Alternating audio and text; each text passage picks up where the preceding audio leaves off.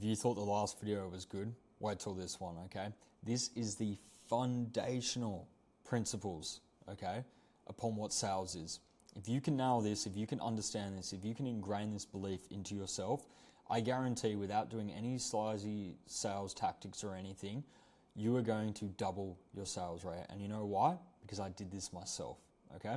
So let's run it through. What is the sales first principles?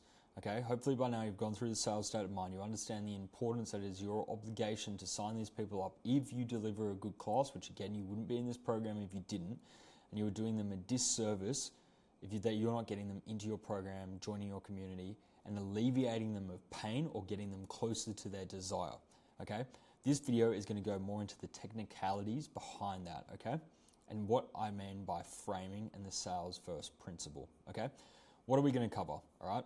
Well, what people really buy, the 6 human needs and emotional states, emotional selling frameworks, okay? Your only job during a sales conversation, the perfect trial framework, scorecard diagnostics, breaks, and role plays, okay? Let's get into it. So, sales philosophy, the basics, part 1, all right?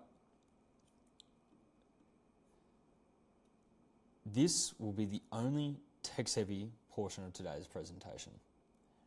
What do people really buy? Well, people do not buy because of your offer. They don't buy because of you. They don't buy because of your company. They don't buy because of your testimonials. They don't buy because of the shiny billboard that's outside your school, okay? People buy states on both a surface and emotional level, okay?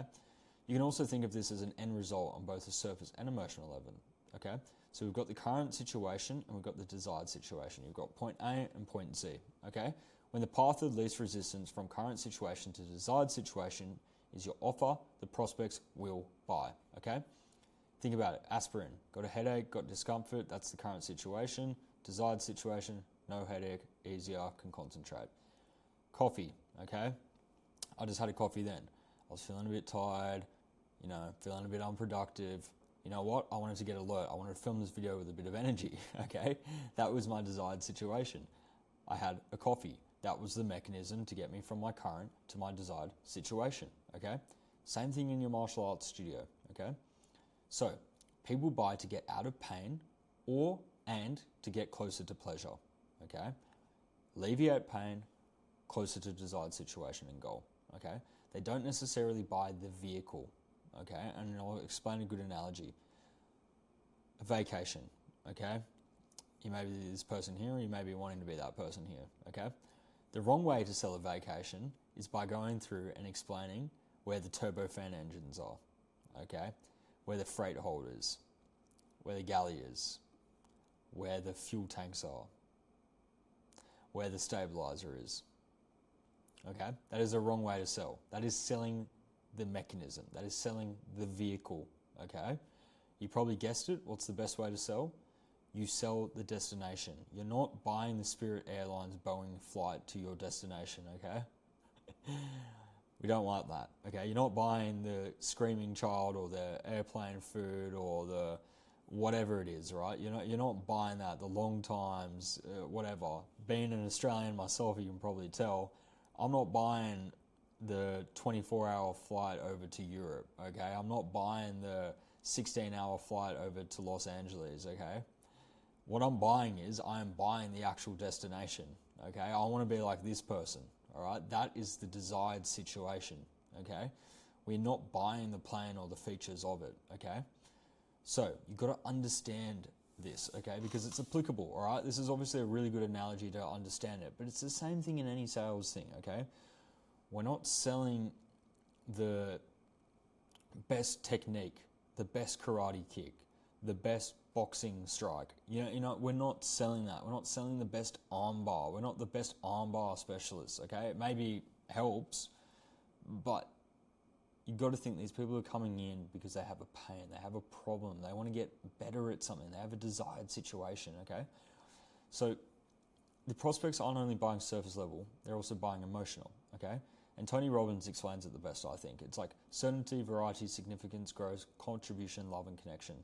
Okay, certainty and significance are always the two most powerful. And to better understand this, consider the below example. So you've got your typical, let's call a 40-year-old woman. She's interested in martial arts training, okay? Surface level situation, feels out of shape, low confidence, wants to improve, maybe wants to do some fitness, wants to feel empowered again, okay? The emotional situation is uncertainty, lack of significance, lack of love and connection, lack of growth, lack of contribution, okay? Maybe the surface level destination is they want to be stronger. They want to feel more confident. They don't want to be stressed. They want to be leaner. They want to be able to defend themselves. They want to feel part of a community, okay? Positive community. What's the difference here? We got uncertainty to certainty. We got lack of significance to significance. And you get the point, right? Okay?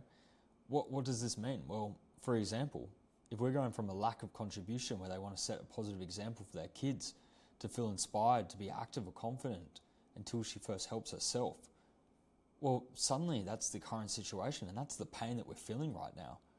And the contribution that we want is we want to lead. She wants to lead the kids with example, the family, with community.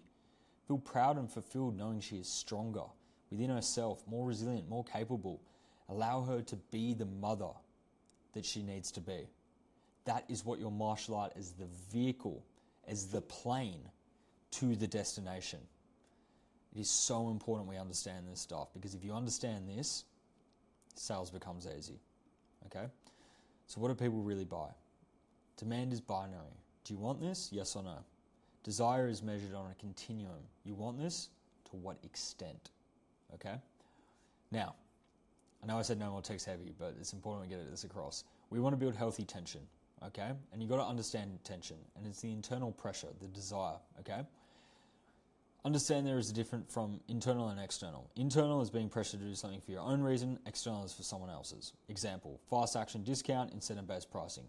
Does this make fads necessarily bad? No, you can be fine with both. The key is you want to be there to be a healthy balance, and you can never have too much internal pressure. So how do we build internal pressure? The more clearly you can define the current situation to the desired situation, you create a gap in the middle, okay? You want to paint a picture crystal clear of what the Hell Island looks like, which is the current, potentially. What is the heaven, okay? Also the cost of an action. What happens if we go backwards, okay? The prospect has a tendency to resolve this type of tension, and if the conversation is done properly, they'll do it through buying your offer, your martial arts program, okay? There is a heaven and hell, and I like to use this because it clearly defines the differences, okay? You've got your current versus desired confidence, current versus desired weight, current wardrobe versus desired wardrobe, current relationship versus desired relationship, current physique versus desired physique, current father versus desired father. There is polarities, right, in the universe, and it's so important that you understand these polarities and you understand there's a natural gap, and your martial art is the mechanism that solves that gap, okay? So, if you can't use numbers, elicit specific details. Think about it like having your prospect help you paint a crystal clear portrait in your mind, okay? What's the day look like, okay? Becoming the only option to Heaven Island. So once you elicit what the pain is, all right, it's important that your prospect is going to take the action necessarily to resolve that tension. However, just because the prospect wants to take action doesn't mean he or she will necessarily take the action. That is where the sales state of mind and the moral obligation of yourself as the instructor, as that point of authority and figure, you need to help them hold their hand to overcome it, okay? One of my favorite things is people oftentimes, and favorite analogies I should say, people oftentimes know what they need to do to lose weight. Very rarely, at least take me for example, if I was to get a personal trainer, which I have done in the past, right?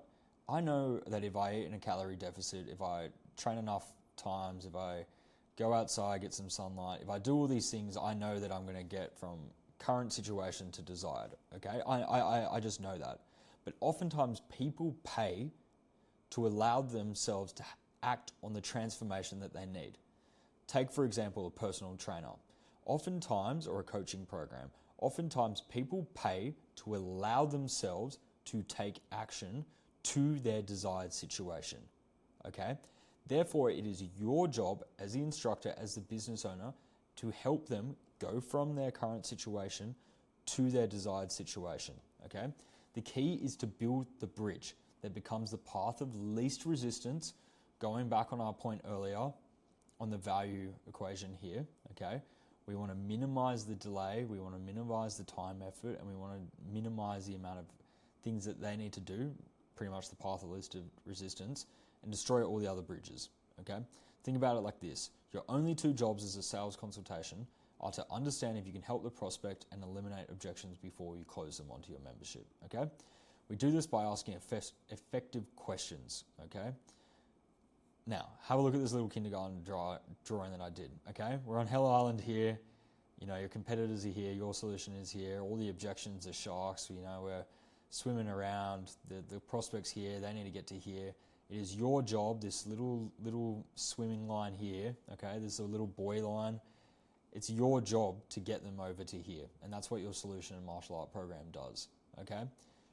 Paint a clear thing, okay? Become the only option to the Heaven Island. Clearly show that, hey, John, this is the path, man. This is how we get there, okay? And remember, coming back to here, increase the dream outcome, increase the perceived likelihood of them achieving that dream outcome, and minimize how long it takes and the effort and sacrifice that they have to put in. And this is where it comes. You need to be the person, your program, your staff, your everything needs to be radiating value to allow this to happen. And that is how you get a close. That is how you get people to sign up.